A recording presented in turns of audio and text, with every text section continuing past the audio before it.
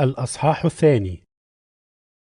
لذلك يجب أن نتنبه أكثر إلى ما سمعنا لئلا نفوته، لأنه إن كانت الكلمة التي تكلم بها ملائكة قد صارت ثابتة، وكل تعد ومعصية نال مجازاة عادلة، فكيف ننجو نحن إن أهملنا خلاصا هذا مقداره؟